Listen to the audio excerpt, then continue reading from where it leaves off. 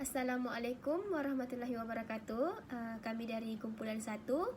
Saya Nursida binti Saripudin dan ditemani oleh dua rakan saya, Nurul Fatini dan Nur Fadila binti Antoho.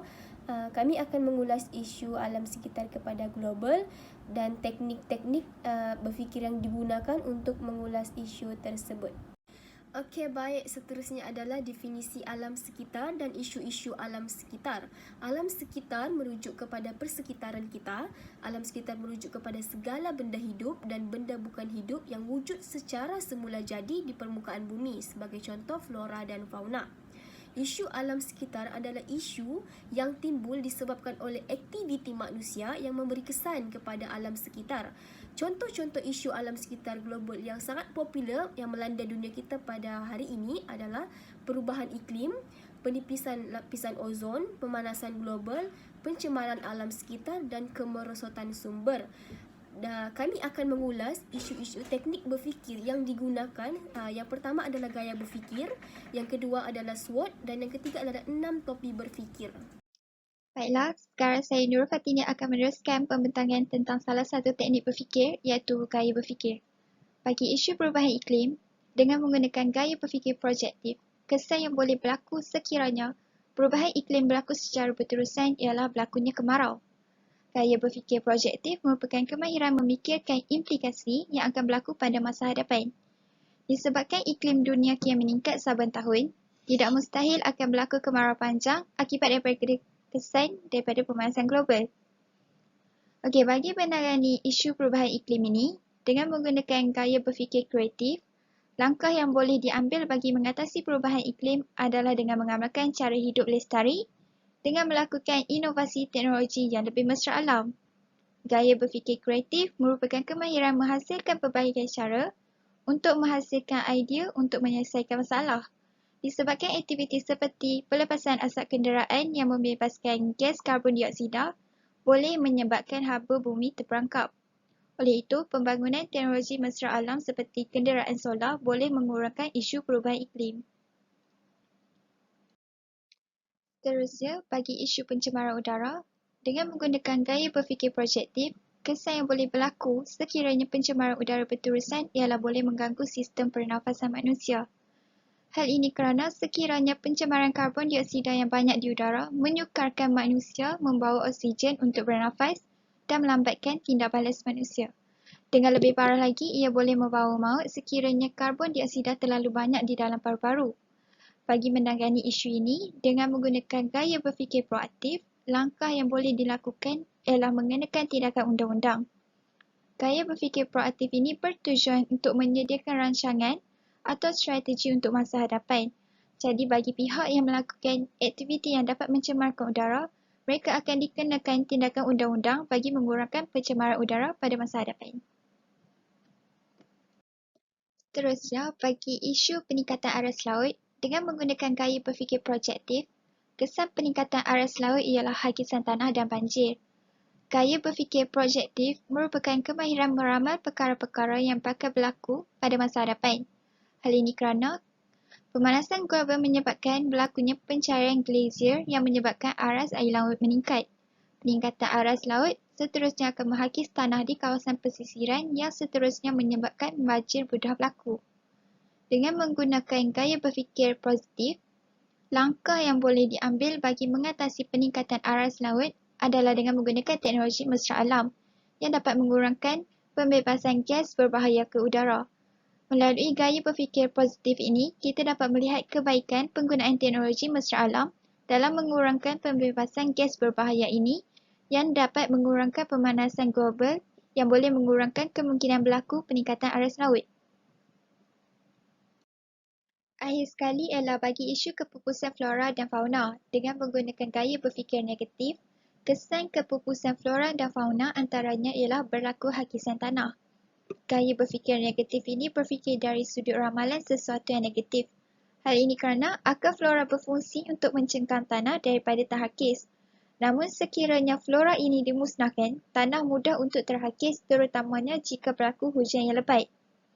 Bagi menangani isu ini, dengan menggunakan gaya berfikir proaktif, langkah mengatasi kepupusan flora dan fauna ialah mewartakan hutan simpan.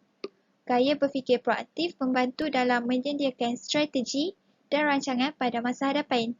Hal ini kerana dengan mewartakan hutan simpan, kita dapat memelihara spesies flora dan fauna ini daripada aktiviti pembalakan. Jadi, hutan ini dapat dilindungi dan berfungsi untuk menjadikan habitat kepada flora dan fauna. Dengan menggunakan gaya berfikir nilai ini, dapat membantu dalam membuat keputusan atau memberi pandangan di mana kita akan berfikir keputusan yang terbaik yang dapat dilakukan. Dengan ini, kita dapat melaksanakan langkah-langkah yang paling sesuai bagi mengatasi isu alam sekitar ini. Teknik berfikir yang digunakan untuk mengulas isu alam sekitar seterusnya adalah SWOT.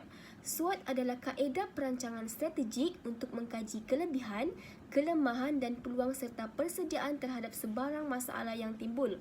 Kebiasaannya, SWOT digunakan oleh individu dan juga digunakan dalam perniagaan untuk melihat kejayaan sesebuah perniagaan tersebut. Okey, baik, ini adalah SWOT yang saya telah kenal pasti untuk isu alam sekitar. Saya akan baca secara sepintas lalu. Selepas ini saya akan menerangkan secara terperinci. Okey, untuk strength adalah kelebihan alam sekitar. Saya kenal pasti alam sekitar sebagai sumber hutan, sebagai sumber bekalan air bersih, sebagai sumber makanan. Ia juga sebagai sumber tenaga yang boleh diperbaharui dan juga tempat tinggal kepada hidupan darat, dan alam sekitar juga sebagai pembekal udara yang bersih dan alam sekitar dapat menstabilkan ekosistem. Itu adalah untuk strength. Manakala untuk weakness, kelemahan dia pula ialah penguatkuasaan undang-undang, kurang kesedaran awam tentang kepentingan alam sekitar, sikap individu itu sendiri yang tidak bertanggungjawab terhadap alam sekitar. Manakala untuk opportunity ataupun sebagai peluang, alam sekitar dapat meningkatkan ekonomi negara melalui perdagangan antarabangsa dengan mengeksport hasil hutan seperti perabot yang bermutu tinggi ke luar negara, dan alam sekitar ini juga dapat menjadi bekalan sumber alam untuk kegunaan domestik dan perniagaan, dan sumber balak boleh dimanfaatkan menjadi barangan yang boleh dipasarkan. Sumber hutan ini juga boleh dijadikan sebagai kajian dalam perubatan, dan keindahan alam sekitar itu sendiri dapat menarik kedatangan pelancong. Manakala untuk threat, iaitu ancaman alam sekitar pula, berlaku bencana alam seperti banjir, gempa bumi, letusan gunung berapi dan tsunami, penebangan hutan secara tidak terkawal, pembangunan yang pesat, pembinaan jalan raya sebagai contoh Lebuh Raya Rawang, penderokaan kawasan baharu, pencemaran alam sekitar sebagai contoh pencemaran air, pencemaran udara dan pencemaran tanah. Seterusnya, yang pertama adalah strength ataupun kelebihan. Alam sekitar itu sendiri sebagai sumber hutan, kerana di dalam hutan kita boleh dapatkan pelbagai sumber seperti kayu balak dan sumber makanan, kerana buah-buahan juga terdapat banyak di dalam hutan. Seterusnya, alam sekitar sebagai sumber bekalan air bersih. Jika kita dapat lihat, di dalam hutan itu sendiri, jika ada sungai yang mengalir, sungai tersebut mempunyai kejernihan air yang sangat bersih. Dan alam sekitar sebagai sumber makanan, yang seperti yang saya katakan sebentar tadi, di dalam hutan ini, alam sekitar ini kita boleh mendapatkan seperti buah-buahan, sumber makanan dan herba. Selain daripada itu, alam sekitar juga menjadi sebagai kita punya sumber tenaga yang boleh diperbaharui, sebab hutan itu sendiri adalah sumber tenaga yang boleh diperbaharui, kerana pada waktu ini kita mengalami krisis sumber tenaga yang tidak boleh diperbaharui semakin merosot. Seterusnya, alam sekitar sebagai tempat tinggal kepada hidupan darat. Seperti yang kita ketahui, di dalam hutan terdapat hidupan liar yang menjadikan hutan itu sebagai tempat tinggal mereka, dan alam sekitar juga sebagai pembekal udara yang bersih. Jika kita adalah seseorang yang suka melancong, apabila kita masuk ke dalam hutan untuk menjelajah, kita dapati bahawa hutan itu memberikan kita udara yang bersih, dan alam sekitar ini juga dapat menstabilkan ekosistem. Yang seterusnya adalah weakness ataupun kelemahan. Yang pertama adalah penguatkuasaan undang-undang yang kurang ketat menyebabkan banyak kesalahan seperti membuang sampah merata-rata. Hal ini kerana mereka beranggapan bahawa undang-undang yang dilaksanakan tidak terlalu ketat untuk membuat mereka takut untuk melakukan kesalahan. Yang kedua adalah kurang kesedaran awam tentang kepentingan alam sekitar. Jika masyarakat didedahkan dengan kepentingan alam sekitar ini, alam sekitar mampu memberi kepada kita, maka mereka tidak akan melakukan kesalahan seperti membuang sampah merata-rata. Dan yang ketiga adalah sikap individu yang tidak bertanggungjawab terhadap alam sekitar. Jika kita lihat masalah yang berlaku dalam masyarakat kita, individu itu sendiri mempunyai sikap yang tidak baik menyebabkan berlakunya pencemaran alam sekitar. Sebagai contoh, mereka tidak ada rasa bertanggungjawab mencemarkan alam sekitar. Sebab itu berlakunya pencemaran alam sekitar dengan pembuangan sampah merata-rata. Seterusnya adalah opportunity ataupun kelebihan alam sekitar ini. Yang pertama adalah meningkatkan ekonomi negara melalui perdagangan antarabangsa dengan mengeksport hasil hutan seperti perabot yang bermutu tinggi ke luar negara. Sebagai contoh, hasil hutan, pembalakan hutan boleh dijadikan sebagai perabot yang digunakan. Sebagai contoh, kayu jati digunakan untuk buat perabot dan dieksport ke luar negara. Dengan adanya berlaku perdagangan seperti ini, ia akan meningkatkan ekonomi negara kita. Yang kedua adalah menjamin bekalan sumber alam untuk kegunaan domestik dan perniagaan. Jika kita memelihara alam sekitar ini, ia akan menjamin sumber-sumber yang diperlukan bagi kegunaan domestik. Sebagai contoh, sumber hutan untuk kita sebagai sumber makanan kita, dan dalam perniagaan itu sendiri sumber hutan dijadikan sebagai sumber pendapatan melalui pembalakan. Yang seterusnya, sumber balak boleh dimanfaatkan menjadi barangan yang boleh dipasarkan. Seperti yang saya katakan sebentar tadi, sumber balak itu sendiri boleh dijadikan perabot untuk dieksport ke luar negara. Dan yang seterusnya, sumber hutan boleh dijadikan sebagai kajian dalam perubatan. Sebagai contoh, di dalam hutan itu sendiri terdapat herba-herba, sebagai contoh tongkat ali atau kacip Fatimah, yang mereka boleh jadikan kajian-kajian untuk seterusnya untuk mengubati penyakit-penyakit yang timbul. Yang seterusnya pula adalah keindahan alam sekitar dapat menarik kedatangan pelancong. Seperti yang kita ketahui, jika semakin ramai pelancong datang ke negara kita, maka ekonomi kita akan semakin meningkat. Sebagai contoh, pelancong akan mudah datang ke suatu tempat yang mempunyai keindahan alam sekitar. Sebagai contoh, Gunung Kinabalu yang berada di Sabah mempunyai tarikan pelancong itu sendiri, menyebabkan pelancong dari luar negara datang ke Sabah untuk melihat keindahan Gunung Kinabalu itu sendiri. Baik, yang seterusnya adalah threat ataupun ancaman kepada alam sekitar. Yang pertama adalah bencana alam seperti banjir, gempa bumi, letusan gunung berapi dan tsunami. Sebagai contoh, baru-baru ini kita digemparkan dengan isu banjir yang berlaku di Kelang, Selangor. Isu banjir ini telah memusnahkan alam sekitar di kawasan tersebut. Yang seterusnya adalah penebangan hutan secara tidak terkawal. Penebangan hutan dilakukan ada kalanya untuk menjual hasil balak untuk digunakan untuk jadikan perabot. Namun begitu, jika penebangan hutan ini dilakukan secara tidak terkawal dan meluas, ia akan memusnahkan alam sekitar dan memberi kesan kepada manusia. Yang seterusnya adalah pembangunan yang pesat. Pembangunan yang pesat dengan membangunkan lebih banyak bangunan-bangunan, ia akan memusnahkan kawasan alam sekitar melalui penerokaan kawasan-kawasan baru untuk membuat pembangunan. Yang seterusnya adalah pembinaan jalan raya. Sebagai contoh, Lebuh Raya Rawang. Saya mengambil contoh Lebuh Raya Rawang ini kerana Lebuh Raya Rawang ini adalah lebuh raya yang baru dibina, dan dia menjadi laluan di antara hutan-hutan. Bermaksud pembinaan jalan raya ini telah memberi kesan kepada alam sekitar dengan menebang pokok-pokok yang ada di sana. Yang seterusnya adalah pencemaran alam sekitar. Sebagai contoh, pencemaran air, pencemaran udara dan pencemaran tanah. Pencemaran alam sekitar ini menjadi ancaman kepada alam sekitar kerana pencemaran ini memberi kesan kepada alam sekitar itu sendiri dan juga memberi kesan kepada manusia. Sebagai contoh, pencemaran air. Pencemaran air yang akan sebagai contoh pencemaran air itu, jika ia disebabkan oleh sisa-sisa toksik, ia akan mengganggu habitat hidupan air itu sendiri, dan jika air itu digunakan oleh rakyat sebagai dalam kehidupan seharian, ia akan memberi kesan kepada kesihatan rakyat. Seterusnya kepada penggunaan topik berfikir yang digunakan dalam menganalisis isu alam sekitar kepada global, di mana antara salah satu isu alam sekitar tersebut ialah melalui perubahan iklim. Melalui penggunaan topik berfikir hitam, saya dapat melihat kepada analisis kesan negatif yang timbul akibat daripada isu alam sekitar ini.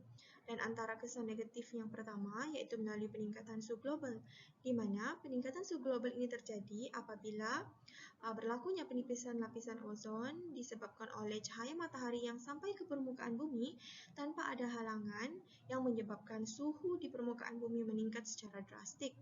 Dan apabila peningkatan suhu global meningkat, dia akan menyumbang kepada fenomena kemarau untuk berlaku, di mana kemarau pula terjadi disebabkan oleh bahang bumi yang terperangkap, disebabkan oleh pelepasan seperti gas-gas karbon dioksida dan juga metana yang menyumbang kepada peningkatan suhu. Seterusnya, fenomena kemarau untuk terjadi.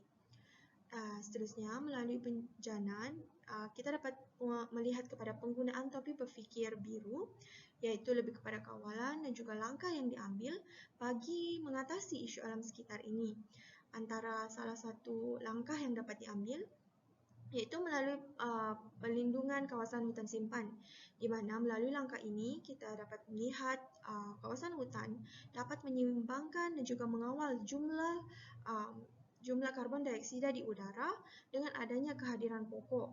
Dan seterusnya, melalui penggunaan tenaga mesra alam, kita juga dapat melihat kepada penggunaan tenaga mesra alam ini dapat mengawal pelepasan gas-gas seperti karbon dioksida dan metana yang keluar terutamanya daripada sektor industri dan kenderaan yang tidak mempraktikkan penggunaan teknologi hijau dan mesra alam ini, yang menyebabkan isu alam sekitar susah untuk diatasi. Oleh itu, dengan adanya pengaplikasian langkah seperti ini akan sedikit sebanyak mampu mengurangkan kepada isu ini untuk timbul. Seterusnya, melihat kepada isu kedua iaitu melalui pencemaran udara, air dan darat. Melalui penggunaan topik berfikir hitam, iaitu kita melihat kepada kesan negatif, antaranya ialah masalah kesihatan mula timbul disebabkan oleh pencemaran yang meliputi udara, air dan darat, menyebabkan timbulnya masalah kesihatan seperti kematian akibat strok haba, kanser paru dan jantung, dan juga katarak mata yang timbul apabila jerebu berlaku. Dan secara tidak langsung, apabila pencemaran udara, air dan darat ini terjadi, dia juga dapat mengancam kepada kehidupan akuatik, di mana seperti yang kita dapat lihat melalui pembuangan sisa domestik dan toksik ke sungai dan juga laut yang dapat menyebabkan terancamnya hidupan akuatik ini disebabkan oleh melalui bahan buangan yang dibuang memiliki cecair dan juga kimia yang mampu membunuh dan juga menghapuskan terutamanya kawasan habitat bagi hidupan akuatik. Seterusnya, melalui penggunaan topik berfikir biru, kawalan dan juga langkah yang dapat diambil bagi mengatasi pencemaran udara, air dan darat untuk berlaku. Seperti yang pertama, kita dapat melihat kepada penggunaan petrol tanpa pelambung. Ini merupakan salah satu inisiatif yang dapat digunakan kerana penggunaan petrol tanpa pelambung ini dia dapat mengawal dan menyeimbangkan jumlah karbon dioksida di udara dengan meminimumkan pengeluaran gas berbahaya daripada kenderaan. Seterusnya, melalui program Kitar Semula, kita dapat lihat ini melibatkan pendedahan kepada masyarakat terhadap pentingnya amalan Kitar Semula terhadap sisa bahan domestik yang kita guna, di mana melalui pengaplikasian ini dia dapat mengurangkan masalah pencemaran untuk terjadi. Seterusnya, kita melihat kepada isu alam sekitar yang ketiga iaitu melalui peningkatan paras air laut. di mana dapat kita lihat melalui penggunaan topi berfikir hitam, iaitu kesan negatif yang pertama, melalui terjadinya pencairan glasier daripada kutub utara dan selatan, di mana pencairan ini dapat menyebabkan berlakunya penenggelaman kawasan-kawasan daratan dan juga kawasan-kawasan yang rendah, dan kita dapat melihat kepada contoh terdekat yang terjadi, iaitu di Jakarta, Indonesia, yang diramalkan akan tenggelam disebabkan oleh peningkatan paras air laut yang terjadi secara drastiknya.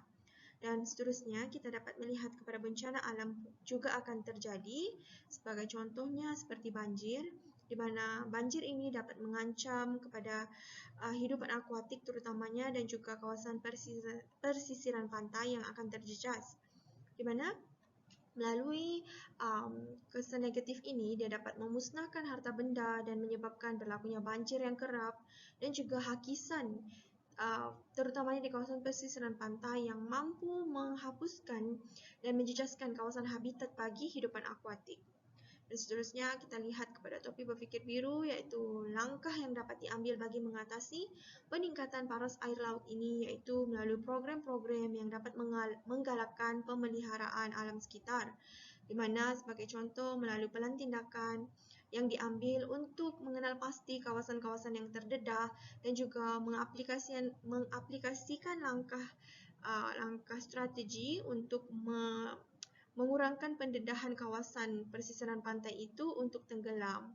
Dan seterusnya, melalui penggunaan tenaga mesra alam, kita dapat lihat penggunaan tenaga mesra alam ini dapat membantu dalam mengurangkan masalah ini untuk terjadi secara meluas, di mana dia dapat mengurangkan pelepasan gas-gas karbon dioksida dan juga gas-gas yang berbahaya yang mampu mengurangkan risiko untuk peningkatan paras air laut ini untuk terjadi. Dan antara contoh program yang dapat digunakan seperti program Sustainable Development Goals untuk setiap pembangunan yang akan dibangunkan memerlukan mereka untuk melihat kepada garis panduan yang ada, dan seterusnya penggunaan tenaga solar, tenaga angin.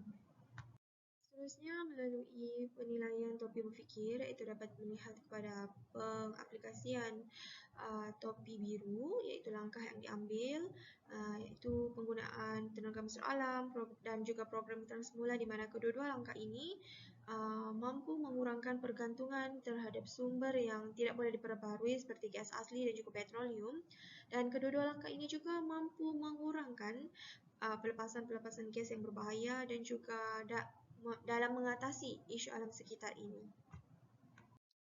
Sebagai kesimpulan, kepentingan penjagaan alam sekitar amat penting bagi memastikan kelestarian alam.